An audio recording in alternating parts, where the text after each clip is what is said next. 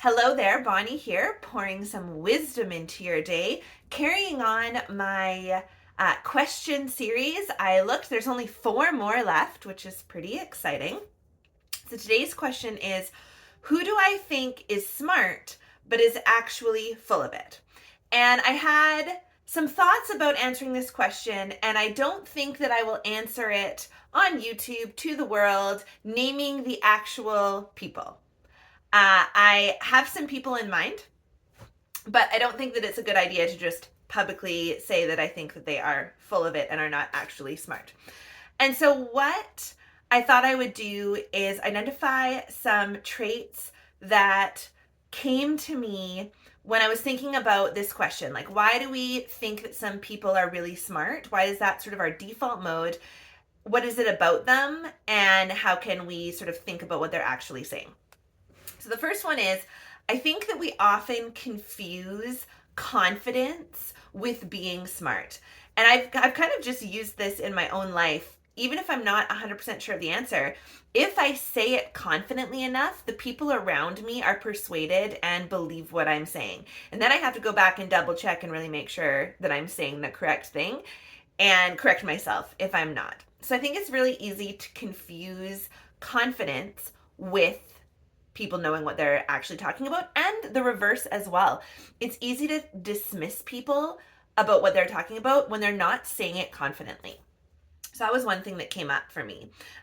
And then, especially if we're not familiar with the material that's being talked about. So if someone is saying something and you know nothing about it and they say it really confidently, you're probably going to gauge their confidence as a level of knowing what they're talking about. Another thing that comes up, and I think there's an actual name for this bias, and I can't remember what it is. It's not an authority bias, but we haven't come across it yet in book club. But it's when you see an expert or someone who's like at the top of their field, and you put them on this pedestal of, oh, they're an Olympian, or they are a well-known author or something. And then you translate that expertise over all other things. So someone who is a well-known athlete might be talking about nutrition. Like, maybe they know something about it, but maybe they don't. So you can kind of confuse their expertise and assume it applies to all things that they're saying publicly, when maybe they're actually talking about something that's not in their field.